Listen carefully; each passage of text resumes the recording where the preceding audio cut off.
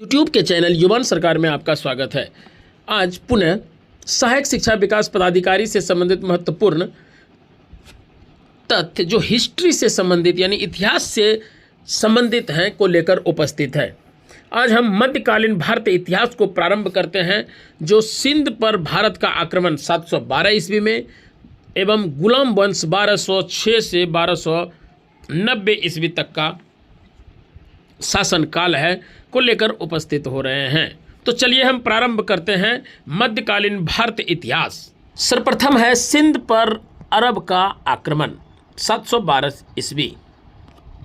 ऐतिहासिक पृष्ठभूमि 7वीं शताब्दी ईस्वी तक अरब में इस्लाम का उदय हो चुका था और खलीफा ने अपने साम्राज्य का विस्तार पश्चिम एशिया, मिस्र, ईरान और मध्य एशिया तक कर लिया था। भारतीय उपमहाद्वीप का पश्चिमी क्षेत्र यानी सिंध एवं मकरान व्यापार की दृष्टि से महत्वपूर्ण था। यह क्षेत्र अरब व्यापारियों के लिए समुद्री मार्ग से भारत और दक्षिण पूर्व एशिया जाने का प्रवेश द्वार था। अरब व्यापारी पहले से ही भारतीय तटों से संपर्क में थे।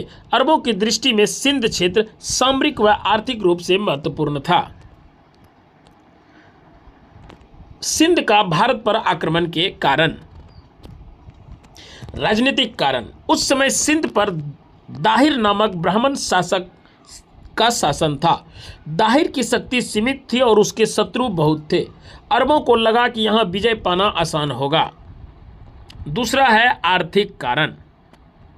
सिंध का क्षेत्र अरबों के लिए व्यापार का प्रमुख केंद्र था। अरब व्यापारी यहाँ से मसाले, घोड़े और अन्य वस्तुएं लाते थे। अरब साम्राज्य चाहता था कि इस क्षेत्र पर उसका सीधा नियंत्रण हो।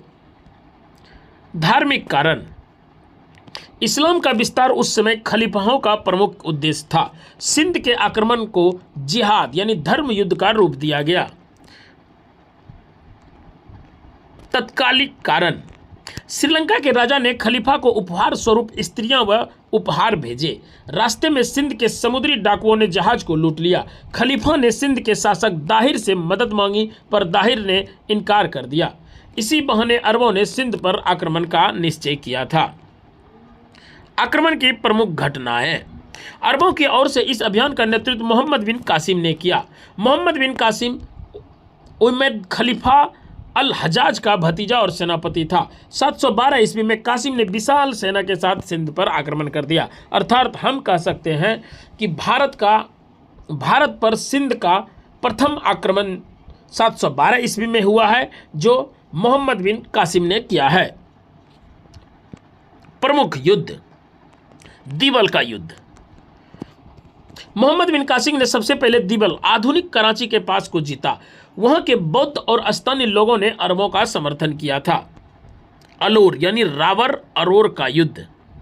इसके बाद कासिम ने सिंध की राजधानी अलोर की ओर बढ़कर दाहिर से निर्णायक युद्ध किया। इस युद्ध में राजा दाहिर मारा गया था। मल्तान यानी मुल्तान का युद्ध। कासिम ने आगे बढ़कर मल्तान पर आक्रमण किया, जिसे सोने का नगर कहा जाता था। यहां से अरबों को अपार धन संपत्ति मिली, यानी मल्तान को सोने का नगर कहा जाता था। इनके परिणाम। राजनीतिक परिणाम। सिंध अरब साम्राज्य का हिस्सा बन गया। मोहम्मद बिन कासिम को सिंध का शासक नियुक्त किया गया। सामाजिक कारण। यहाँ इस्लाम का प्रभाव बढ़ने लगा। कुछ स्थानीय जनता ने अरबों का विरोध किया, परंतु बौद्ध और निम्न वर्गीय लोगों ने अरबों का साथ दिया, क्योंकि उन्हें ब्राह्मणवादी समाज से असंतोष था। आर्थिक कारण यानी आर्थिक परिणाम। अरबों को सिंध से अपार धन प्राप्त हुआ। समुद्री व्यापार पर उनका नियंत्रण स्थापित हुआ। धार्मिक परिणाम। इस्लाम का प्रसार सिंध में शुरू हो गया। कई बौद्ध और स्थानीय लोगों ने इस्लाम धर्म स्वीकार किया। इनके क्या क्या प्रभाव हुए। सिंध को अरबों ने बाब उल हिंद यानी भारत का द्वार कहा। यद्यपि अरब आक्रमण केवल सिंध और मल्तान तक सीमित नहीं रहा, परंतु इसने भारत और इस्लामी जगत के बीच प्रत्यक्ष संपर्क का मार्ग खोल दिया। आगे चलकर अरबों ने भारतीय विज्ञान, गणित यानी अंक पद्धति, चिकित्सा और दर्शन का अध्ययन किया। इन्हें पश्चिमी देशों तक पहुंचाया। अरब आक्रमण ने भारत राजनीतिक और तत्कालीन गहरा प्रभाव नहीं डाला। क्योंकि उस समय उत्तर भारत में कई शक्तिशाली राज्य थे, जैसे गुर्जर, प्रतिहार, पाल, राष्ट्रकूट आदि, जिन्होंने आगे के अरब विस्तार को रोक दिया था। इनके निष्कर्ष हैं 712 ईस्वी में मोहम्मद बिन कासिम के नेतृत्व में सिंध पर हुआ अरब आक्रमण भारतीय इतिहास की एक महत्वपूर्ण घटना थी। यह भारत में इस्लाम के प्रथम प्रवेश का द्वार माना जाता है। यानी मोहम्मद बिन कासिम यानी सिंध पर अरब का आक्रमण भारत में इस्लाम के प्रथम प्रवेश द्वार माना जाता है। यद्यपि यह आक्रमण भारत को पूरी तरह प्रभावित नहीं कर पाया, परंतु सांस्कृतिक दृष्टि से इसने अरब और भारत के बीच ज्ञान, विज्ञान, गणित, चिकित्सा और दर्शन के आदान प्रदान का मार्ग प्रशस्त किया था। अब हम गुलाम वंश से संबंधित महत्वपूर्ण 6 से 1290 ईस्वी तक ऐतिहासिक पृष्ठभूमि। 12वीं शताब्दी के अंत तक दिल्ली क्षेत्र पर मोहम्मद गौरी का प्रभुत्व स्थापित हो चुका था। 1192 ईस्वी के तराइन के दूसरे युद्ध में पृथ्वीराज चौहान की हार के बाद उत्तर भारत पर तुर्क शासन का मार्ग प्रशस्त हुआ। मोहम्मद गौरी ने भारत में अपनी मृत्यु 1206 ईस्वी तक शासन किया। मोहम्मद गौरी ने भारत में अपनी मृत्यु यानी उनकी मृत्यु 1206 ईस्वी में हो गया था, तब तक शासन किया। उसकी संतान न होने के कारण उसके दास सेनापति गुलाम ही शासन करते थे या शासक बने रहे। इसलिए दिल्ली सल्तनत के पहले वंश को गुलाम वंश या ममलुक वंश कहा जाता है। ममलुक का अर्थ होता है गुलाम। गुलाम वंश के शासक प्रथम शासक हुए कुतुबुद्दीन ऐबक 1206 से 1210 ईस्वी। मोहम्मद गौरी का विश्वसनीय सेनापति और दास। गौरी की मृत्यु के बाद लाहौर में उसने खुद को स्वतंत्र शासक घोषित किया, राजधानी लाहौर में स्थापित की। मोहम्मद कुतुबुद्दीन ऐबक की उपलब्धियां। दिल्ली में कुतुब मीनार का निर्माण प्रारंभ किया, इल्तुतमिश ने पूरा करवाया था। कई मस्जिदें बनवाई, जैसे 2.5 दिन का झोपड़ा अजमेर में, कुब्बतुल इस्लाम मस्जिद दिल्ली में। लखनौती के युद्ध 1206 में सफलता मिली थी। कुतुबुद्दीन ऐबक का उपनाम लाख बख्श था यानी दानवीर। 1210 ईस्वी में पोलो खेलते समय घोड़े से गिरकर उनकी मृत्यु हो गई थी। दूसरा शासक हुआ आराम शाह 1210 से 1211। ऐबक का पुत्र था, अयोग्य और कमजोर शासक था, केवल 1 वर्ष तक शासन किया। 1211 ईस्वी में उसे इल्तुतमिश ने पराजित कर गद्दी हथिया ली।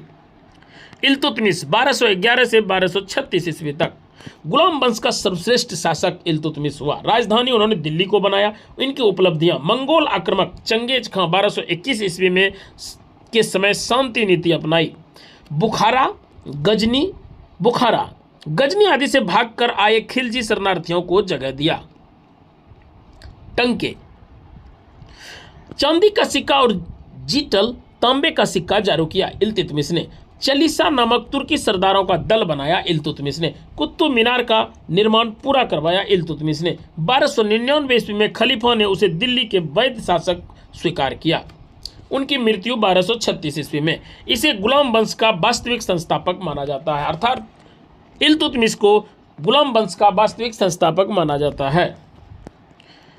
महत्वपूर्ण शासक हुई और दिल्ली सल्तनत के प्रथम महिला शासक रजिया सुल्तान 1236 से 1240 ईस्वी। इल्तुतमिश की पुत्री थी। भारतीय इतिहास की प्रथम और अंतिम मुस्लिम महिला शासक, योग्य शासक, लेकिन सामंत वर्ग तुर्क सरदारों ने इसे विरोध किया। अबी बकर, इख्तियारुद्दीन मलिक और अल्तुनिया से संघर्ष किया। 1240 ईस्वी में कैद के दौरान हत्या हुई। महिला होने के कारण उसे स्वीकार नहीं किया गया। अगला शासक है नसरुद्दीन महमूद 1246 से 66। 1246 से 1266 ईस्वी। इल्तुतमिश का सबसे छोटा पुत्र था, स्वयं शासन में कमजोर, परंतु उसका सास बहू का मस्जिद बनवाया था। वास्तविक सत्ता उसके प्रधानमंत्री बलबन के हाथ में रहा था, अर्थात नसरुद्दीन महमूद के समय बलबन उनके प्रधानमंत्री थे। 20 वर्ष तक शासन रहा। गयासुद्दीन बलबन 1266 से 87।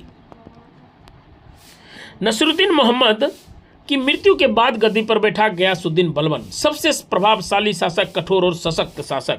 इनकी उपलब्धियां: तुर्क सरदारों चालीसा की शक्ति तोड़ी, यानी इल्तुतमिश के द्वारा जो चालीसा की शक्तियां जोड़ी गई थी, बनाई गई थी, उनको इन्होंने तोड़ दिया, बंद किया। निजाम ए मुस्तफी और सिजदा व पैबोस प्रथा लागू किया। स्वयं को खलीफा का प्रतिनिधि नौ मानकर जिल्ले इलाही का यानी ईश्वर की छाया कहा, आंतरिक विद्रोह दबाए, मंगोलों को आक्रमण से रोका, कानून व्यवस्था सुदृढ़ की, गुप्तचर व्यवस्था बनाई थी। किसने? तो बलबन ने।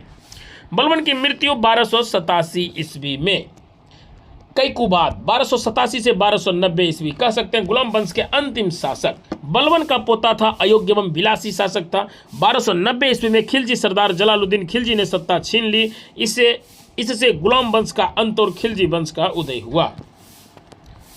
गुलाम वंश की विशेषताएं: दिल्ली सल्तनत की नींव रखी, सबसे अधिक संघर्ष सामंत तुर्क सरदारों से और मंगोलों से किया, सिक्कों और प्रशासनिक ढांचे की शुरुआत की, खलीफा से वैधता प्राप्त करने का प्रयास किया। किसने? गुलाम वंश ने। इल्तुतमिश एवं बलबन जैसे शासकों ने इसे स्थिरता प्रदान की। गुलाम वंश की उपलब्धियां: प्रशासनिक 40 सरदारों की व्यवस्था की, सिक्कों की शुरुआत की, गुप्तचर व्यवस्था प्रणाली बनाई, धार्मिक खलीफा से वैधता इस्लाम का प्रचार किया, सांस्कृतिक कुतुब मीनार मस्जिदें मदरसों की स्थापना की, सैन्य में मंगोलों को रोका और सामंतों पर नियंत्रण स्थापित किया। इनके निष्कर्ष: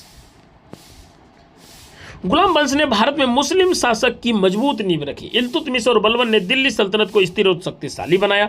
यद्यपि इसका अंत 1290 ईस्वी में हुआ, लेकिन इसने आगे आने वाले वंशों खिलजी, तुगलक, लोधी के लिए मजबूत आधार तैयार कर दिया।